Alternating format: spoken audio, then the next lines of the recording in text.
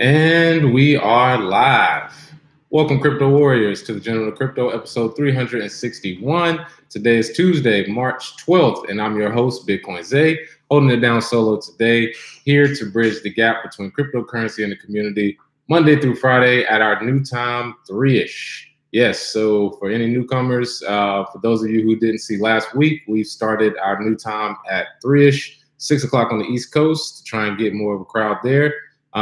So let's jump into it. Have some great news stories for you today, starting with the top story. Binance, official crypto wallet, adds support for XRP and credit card purchases. Also, we have Trezor, responds to Ledger report on vulnerabilities in its hardware wallets. U.S. SEC Chairman Jay Clayton confirms Ethereum is not a security. And last but not least, Ripple's Xpring helps launch a $100 million fund for game developers. But first, we unfortunately did not have a crypto coin winner from yesterday, so don't have anybody to present with that winnings today. However, we will have a question of the day today for you to try and win those coins. But first, let's see who's in the chat box today. Let's see. How you doing, Donald Muhammad? What's going on? Leroy Forbes, what's going on? Absolutely. Make sure you smash that like and share button. Make sure we can get this algorithm going. So let's get into it. Our top story of the day, Binance, their official trust wallet has listed Ripple for credit card purchases. Very big news for the Ripple people out there. Once again, want to shout out Cashta, who's been on it for a while. Binance, their trust wallet, has added support for credit card purchases and Ripple's XRP token. So Trust Wallet, it was acquired by Binance in July of last year. We actually reported on that in their first public acquisition. And according to the press release, users can now send, receive, store, and exchange XRP via the Trust Wallet. So CZ is definitely holding true to his word. He's adding the top coins to the Trust Wallet and definitely trying to make sure he has that market share because even though people may not like Ripple, one of the things you have to do is realize it's going to be here for some time. They have good marketing, a lot of money behind it, and Binance realizes that as well. So following a partnership with payment processing firm Simplex, the wallet now supports credit card and debit purchases of Ripple, Bitcoin, Bcash, Litecoin, and Ethereum, which is the usual top 5 people start with. They have the longest and strongest chains, and they have more of a community behind it. Per the release, the recent launch of the company's open source cross-platform software, Trust Wallet Core, will enable developers to build native decentralized apps and wallets. So hopefully, we have more dApps who are in production. A lot of ones that are out now aren't really useful, and the ones that have been useful have clogged the Ethereum blockchain. Shout out to CryptoKitties. But moving further, at the end of January, Binance, currently the world's largest crypto exchange by volume, they added support for credit and debit purchases. So this is a great way to onboard fiat users. One of the things we like about this community is that even though, we want to move to the crypto side, there is, sort of a bridge between people who use fiat and people who use crypto. So Binance definitely wants to be one of those people. And shout out to everybody coming in on Facebook. Monique Michelle, yeah, you're right. XRP will not die. I mean, it's it's like you said, crypto roaches. Ryan Cooper, what's going on, boss? Glad to have you in there. A few more people in on YouTube. Fred Kamen, Castro, what's going on? Oh yeah, shout out to everybody. Hope you're having a great week. But yes, looks like Binance has added Ripple.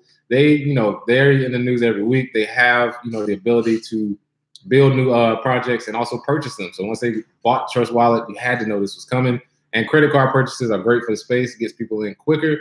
I know for a fact there are people around the world who, once they implemented the credit card aspect, their fear was gone. Because if you always had to buy, Litecoin and everything with Bitcoin, that's too many steps in the process. So shout out to Binance, CZ, once again getting it done. So moving forward, in response to a story we did yesterday, we actually talked about Ledger coming out with MIT Bitcoin and talking about some of the vulnerabilities with the Trezor. Even though they were all, mostly physical security things, Trezor had to come back and say something. On Twitter, they were getting blasted.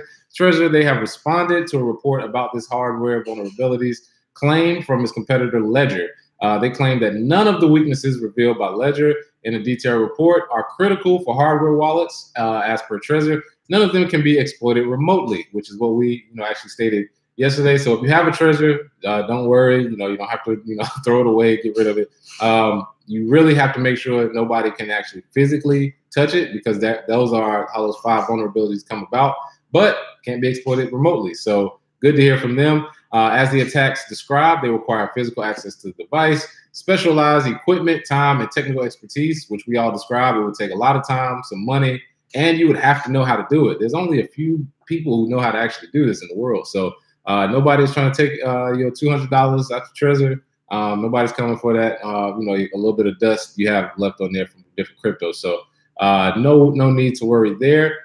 Trezor further cites the results of a recent security survey performed in partnership with Binance. According to the survey, only about 6% of respondents believe that a physical attack is the biggest threat, and then 66% actually claim remote attacks are the main problem. So we have a problem where people think, some remote hacker with a hoodie sitting in his mom's basement is going to hack into my stuff and take it. When in reality, as somebody who's worked in IT, most hacks either come from social engineering, physical change in the device, or people putting in USB drives, your cousin's password who's terrible, using that, things of that nature is usually the vulnerabilities you have.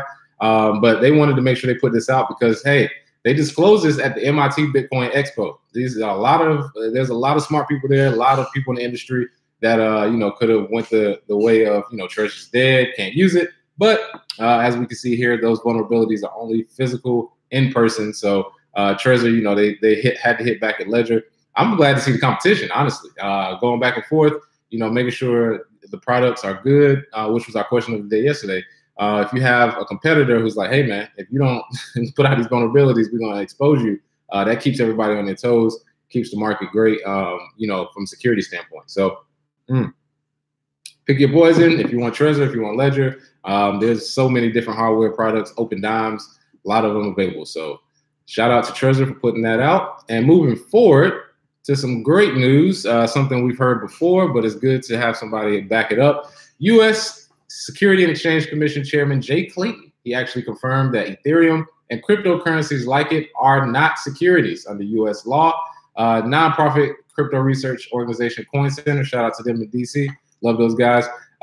They actually reported that Jay Clayton has said, Ethereum is not a security under U.S. law. We've said this before, and they actually had somebody before him say that when they, tried to describe what Ethereum is, how it works, what the platform is used for. Security part came out when ICOs came out, people. So if you were involved with ICOs, that's where the security language started coming up. Nobody was talking about Ethereum as security before that. So that was one of the biggest problems. And now that we have it in the lexicon of U.S. regulators, this will be interesting to see. Such as in September of last year, Coin Center worked with U.S. Rep. Ted Budd, hell of a name there, to send a cosign letter to Clayton asking whether he agreed with the approach to Ethereum of the SEC's Director of Corporate Finance. Cointelegraph actually reported Hinman stated that in his present state, as opposed to initial coin offerings, it won't be regulated as security. So that kind of opened the floodgates for people to invest, without, thought process of, all right, if I have all this Ethereum and it comes out of security, do I have to register it? Do I have to get a money transmission license? All that stuff. But it was good to hear it from the actual commissioner because it does hold weight. Who says it? A lot of people can say it. That's fine, but it's all about who says it in the case of regulators. He actually replied, I agree with Director Hinman's explanation of how a digital asset transaction may no longer represent an investment contract. For example, purchasers would no longer reasonably expect a person or group to carry out the essential managerial or entrepreneurial efforts. So if you don't have a broker, if you're not actually promising in return, if it's a utility token, such as like Brave, I believe these security laws that come up won't apply to coins themselves, only the application of them. So that's what we're seeing here. And I think Clayton, he's tried to, basically put out there, we're still working on the rules, we're trying to fix them, but at the end of the day, the regulation that's coming for it is going to be, it's not going to be pretty for a lot of people who have ICO ideas. So I think they're going to move to STOs, down the road. So let's take a look at some of the people commenting on YouTube. Let's see, Chris Thornton. What's the best place to tell people who are looking for jobs in the crypto or blockchain industry? There are a few different ones. There's a website, Crypto Jobs, actually, Bitwage. man, off the top of my head, I can't remember them, but there's a Coin Center has a list of jobs. CoinDesk actually probably has the best job listings. If you go to Indeed or if you go to any of the regular job sites, if you type in blockchain or Bitcoin, those jobs will come up within their zip code. So a lot of good resources there. The best one I would say is probably CoinDesk. Very reliable. A lot of jobs posted there on the regular. Let's see what's going on, Sergeant Crypto. Glad to have you in here. Yeah, and I agree with you, Sergeant Crypto. I think they're setting up for a big bull run as well because they don't want to stifle the innovation when they can make money off of it. I mean, Microsoft, everybody has their hands in Ethereum right now, so that would be good for them. Let's see, Blue Fig, can you speak on Tone said that? Oh, hold on 1 second. He said with Tone said that's not what he said. Tone said, in his opinion, he'd rather than speak on behalf of the SEC. You have to hit me with that one again, brother. I'm not sure what you're asking. Let's see. What's your personal favorite privacy coin? Well, right now, of course, Monero has been around for years. Had it forever. But we're also using Cryptic Coin for educational reasons to get people involved in cryptocurrency. And it has privacy features like sapling. And it has a lot of different features that enable it to be privacy-centered. So Cryptic Coin is a good one. Monero, haven't dealt with Zcash in years, but seems to be pretty good. Raven Coin, I believe, is a new hot name people have coming out, but remains to be seen on my end. So moving forward, our last story of the day, not gonna hold you long. Not very many stories. A lot of FUD yesterday, and today not very much story. So might be a bull run coming because that's when the news starts dying down and the FUD comes. So last but not least, Ripple's X-Spring, a grant network for developers, which launched last May. They have created a $100 million fund to support game developers. So shout out to them. Let's give them that hand clap. They are giving that hand clap for that. With blockchain startup Forte, they will be creating this $100 million fund. So according to a report in Verge, all of the money will come from Ripple, and Forte will manage the fund. So Ripple's giving the money, Forte will manage it. They want to accelerate mainstream adoption of blockchain technology in gaming. We've seen this before with Fortnite. People saying that they wanted to get paid in Monero. We've seen games actually have coin within the game. It's just not cryptocurrency yet. So Forte, what they're looking to do is they're looking to leverage open source solutions designed in collaboration with Ripple. These solutions include the Interledger protocol, the Codius platform, and the use of the XRP for settlement. So they're trying to get their hands in the game design, esports world, just like every other crypto or big crypto has, because essentially you can use any of the cryptocurrencies in the gaming industry, but the standard, which XRP actually wants to be, the standard for gaming cryptocurrencies remains to be seen. So with this $100 million fund, looks like they're making their play. They've explained here that blockchain technology has the potential to improve game designs and help developers run better and more successful game economies. But for many developers, it's difficult to develop and deploy.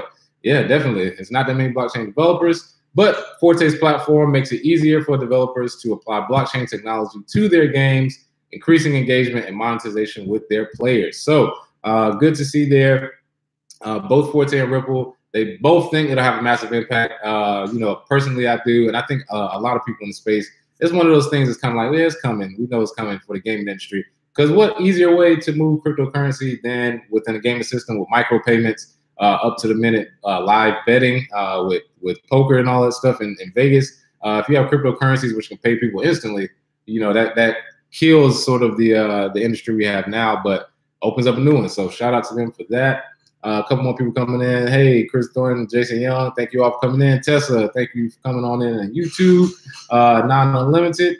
Let's see. What is one crypto that is overrated? There's a lot.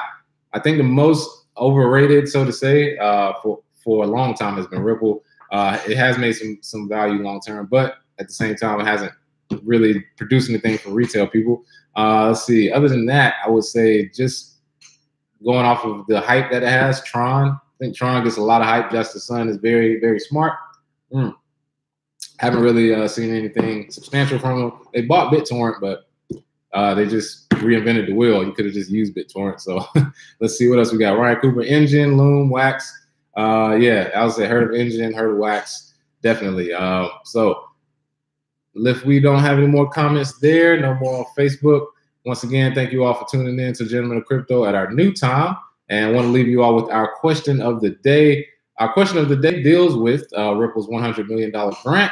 When it comes to gaming, what games would you like to see implement cryptocurrency, and what cryptocurrency would you like for them to use? Put your answer, put your CryptoCoin address, and we'll send those free coins to you. Once again, thank you all for watching today's show. You can catch us on Spotify, on Google Play, on iHeartRadio for our podcast. Make sure you tune in every day, Monday through Friday at 3-ish, and check out the blockchain platform that I have building currently right now. The landing page is coming soon, and definitely connecting some venture capitalists with some entrepreneurs around the world with cryptocurrency. So shout out to everybody who's helping with that project, and thank you all for watching. You all have a good one.